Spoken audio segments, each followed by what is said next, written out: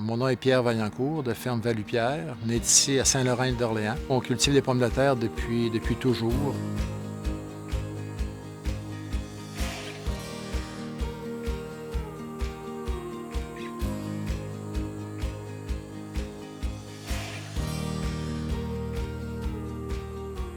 L'ancêtre Robert Vaillancourt est arrivé à l'île d'Orléans en 1679. Mon grand-père avait racheté la terre sur laquelle on produit aujourd'hui. Mon père l'a racheté avec ma mère dans les années 80. Ça fait que ça ici, c'est une photo de la ferme en 1953.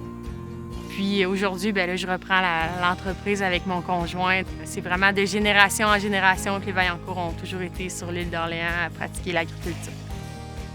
Quand j'étais petit à l'école, ils me demandaient c'était quoi, qu'est-ce qu'on voulait faire quand on était plus vieux. Là. Fait que là, j'avais dit, moi, je veux être agriculteur, puis je suis comme en train de réaliser mon rêve. Là. Ma mère, Lucie, va être vraiment responsable de tout l'aspect administration. Pierre va gérer vraiment l'ensemble de l'entreprise. Il n'y a pas de tâches attitrées, mais vraiment, il voit à tout. Moi, je me concentre un petit peu plus sur l'usine d'emballage. Puis Rémi va vraiment travailler à l'aspect des champs. Ça va être vraiment plus son dada à lui. Moi, quand je suis dans mon tracteur, là, je suis au paradis. Quand tout va bien, demandez-moi pas rien. Là.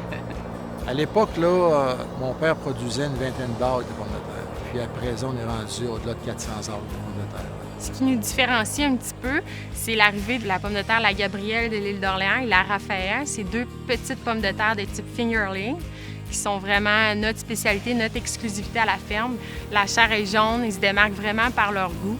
Vu qu'on est entouré d'eau, le goût de la patate est différent. C'est excellent. Là. Nos pommes de terre sont distribuées à la grandeur de la province de Québec. On en envoie parfois en Ontario, un petit peu aux États-Unis, mais on priorise d'abord la clientèle québécoise. En 2016, on a décidé à la ferme de faire un virage bio. C'est un petit peu pour répondre à ce besoin de défi, mais aussi de cultiver différemment, de produire sous d'autres normes qui sont très respectueuses de l'environnement également. Donc, c'est une belle fierté pour nous aujourd'hui.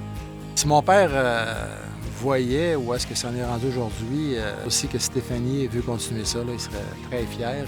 J'ai grandi sur la ferme, je vais passer ma vie sur la ferme. Mes grands-parents étaient là, c'est une continuité, c'est super de belles fiertés pour moi et ma famille.